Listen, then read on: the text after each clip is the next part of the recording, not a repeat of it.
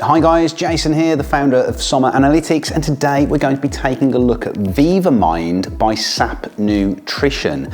And in this VyvaMind review, we're going to be assessing just how good it is. Does it stack up against the hundreds or seemingly hundreds of other nootropics out there, and the impact that it had on me after testing it for 30 days. Now, there's quite a lot to be said in this review, so let's get straight into it. The first thing to point out with VyvaMind is it doesn't have a particularly comprehensive set of ingredients, and this is one thing that definitely sets it apart from the competition. And actually there are only 6 different ingredients included in VyvaMind, which really is quite surprising. And actually when you look at the literature on VyvaMind and the marketing on the VyvaMind website, they actually make quite a big thing of that, saying that a lot of these ingredients, natural ingredients, herbs and botanicals that we see in a lot of nootropics are pretty pointless. Now there is some truth to that, and there certainly are some ingredients that we see in a lot of nootropics that probably don't have a lot of value, but there are some that do have a lot of anecdotal evidence to support them. Certainly what we see in VyvaMind is pretty proven, so there's lots of science and studies to back these inclusions up. So let's go through these ingredients. We don't always do this, but we will today as there's only 6. So we get a solid vitamin B profile. We've got B6, 2.5 milligrams of that, and 50 micrograms of vitamin B12, pretty solid start there. We then get 300 milligrams of L-tyrosine. We get 200 milligrams of citicoline, which is a great addition.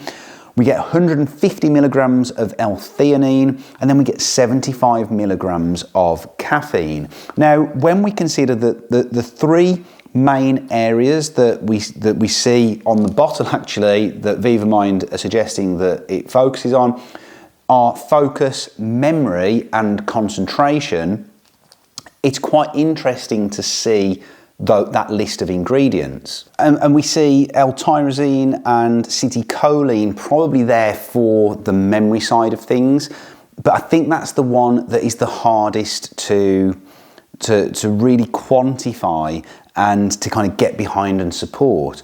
However, from a focus and from a brain energy point of view, and also from a mood point of view, I think this is a pretty solid set of ingredients. Now, in terms of dosages, personally, I would like to see a little bit more citicoline. I would like to see a little bit more L-theanine. I think the caffeine amount is pretty solid at 75 milligrams. That's probably enough for most people to give them that initial boost before those other ingredients kick in. Now, the one thing that's great with VyvaMind is that it's only 2 capsules per serving, and you can have them at the same time. So typically you would take this in the morning or maybe mid-morning, and for the coffee drinkers out there, you're not going to have any massive issues with continuing your standard coffee habit. Just be mindful that you are getting 75 milligrams additional caffeine in this, so that's just something to be aware of. But this is also a pretty costly nootropic at $75 per bottle. Now, if you do buy it in bulk, you can get that cheaper. So at the time of recording this, a 3-bottle package would be $207, which is obviously a little bit more affordable. I would suggest if you are going to try out VyvaMind that you do go for that package, because it is something that's going to take a while to kind of kick in. Obviously the caffeine is going to kick in straight away, but those other ingredients, particularly the citicoline, the L-theanine, the L-tyrosine, and the vitamin B complex, are going to take time to kind of impact on your system. Now, I tested this for 30 days. Now, I take nootropics on a regular basis. There's not many months where I don't. I did have a 1-week break before I started testing VyvaMind, and then I started with this. And I didn't really notice any huge difference in that first week or two. Little bit, you could feel the caffeine kicking in. There was no it wasn't over the top, there were no jitters, there were no peaks and crashes or anything like that. And I think the L-theanine with the caffeine is a nice blend. It's a nice ratio as well of kind of 2-to-1 in favour of L-theanine to the caffeine. So from that point of view, pretty solid stuff. In terms of did it help with focus and concentration, I have to say not massively to begin with, but probably week 3 and 4 started to feel it a little bit more. I think the vitamin B12 in particular started to kick in, that brain energy, and then also the acetylcholine is something that you would expect that to take a little bit longer to take effect. I think it's a very solid nootropic.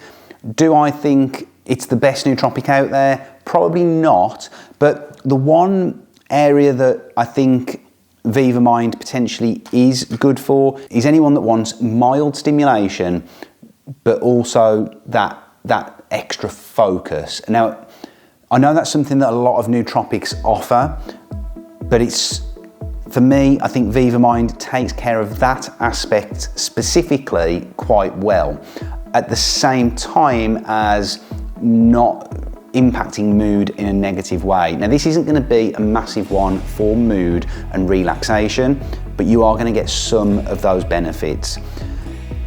So to me, VyvaMind is something that you're going to want to take if you have that very, very specific need.